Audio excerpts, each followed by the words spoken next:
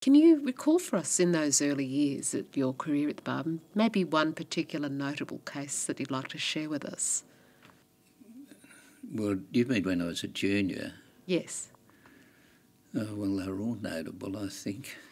I think any case where I got a verdict for the accused was to me notable, particularly in the climate that existed in those days. I did do, actually, there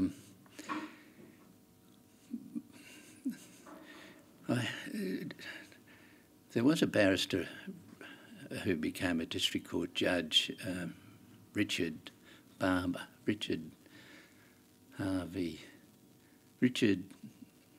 Barber, who was very good to me. He subsequently went on the district court, but he had a good relationship with Ebsworth and Ebsworth, who shared most of the shipping work with a firm called Norton Smith & Co. And he said to me one day, "Oh, look, Ebsworths are looking for some junior counsel. Can I give them your name?" And I said, "Can you ever?" So they started briefing me in shipping matters. And one of the first ones, they only acted for shipping companies, one of which was P&O, which was massive. So a ship called the Himalaya, which was a well-known passenger ship that ran between the UK and Australia, and then once the airlines took over the larger amount of travel between the two countries, they were turned into cruise ships. And that meant occasionally they'd go to harbours where they couldn't berth Himalaya because she was so big, and they'd take the passengers ashore in the ship's lifeboats. Unfortunately, these good, well-intentioned Aussies would spend most of the time in this island paradise. Fraternising with the natives. and drinking alcohol as well.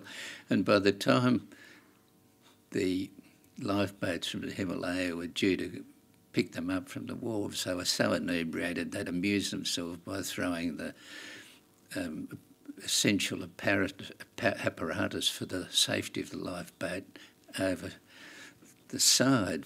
So, as luck would have it, they sent some surveyors aboard the Himalaya on her next trip and found all sorts of problems about their lifeboats. So they charged the company with having unsafe lifeboats, which, as you can imagine, for a company like P&O with ships all over the world and trying to break into the cruising world, wasn't exactly their dream. So Ebsworth asked me to appear in the magistrate's court to defend these allegations that the good ship Himalaya had unsafe lifeboats, which caused a lot of interest in the media, as you'd imagine. Why they didn't brief Silk, I don't know, but anyhow, I went down to the federal court, and this case ran for some time, and we went down to the ship and there were photographers everywhere. But I had this tremendous respect for the captain and the officers. The captain had been a hero during the Second World War. He'd been in command of cargo ships in the Mediterranean. Every second one was being torpedoed, and he was just a real modest hero. And Captain, I'll come to me in a moment. And so I trotted down to the federal court to defend the good ship Himalaya and P&O.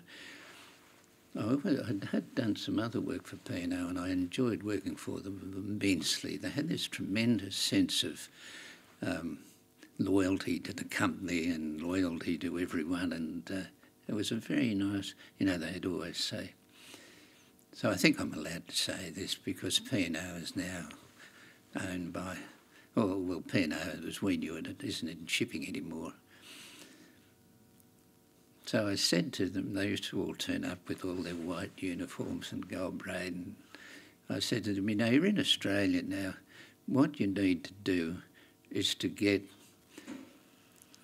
someone, a deckhand or someone from the ship who would say that he had no difficulty about the lifeboats, etc., etc. Is this all taking too long? I seem to be talking a lot. No, it's your story. So, so I said to them, you'll have to get me someone who's loyal, but, I don't want you bringing someone up here with all this braid. Well, so off they went. So they came back with this Scotchman. He's very loyal. So, there was nothing wrong with those lifeboats. There's no way that I wouldn't serve on that ship with those lifeboats. So we go down to the federal court, and I put him in the witness box, and the barrister who was appearing for the department said, now, if you had to abandon ship, then you went to the lifeboats, how would you feel if someone had stolen the sheet anchor? Oh, well, we'd say there's no problem about that, we could take off a pair of pants and tie a bit of rope to that and hang it over the stern. But what about if the sail had been taken? Oh, well, we could put up I mean, this was going on and on. I'm sitting there in absolute agony. And eventually he turned around to the magistrate and he said, I'd like to know why I'm being asked this question. Why did we abandon ship in the first place? Well, of course, the best thing, and I learned this from a great criminal advocate in a criminal court, is laughter. If you can get a jury laughing, you're halfway home. But you've got to be careful. It's got to be done subtly. Clive Everett Senior was a master at it, but if you can somehow or another. So once the court burst into laughter, I thought we'd be okay. So anyhow, Captain Terry's name was T-H-E-R-R-Y, Captain John Terry. He was a really fine man. So anyhow, it was dismissed. So we all trotted down to the Wentworth Hotel afterwards, and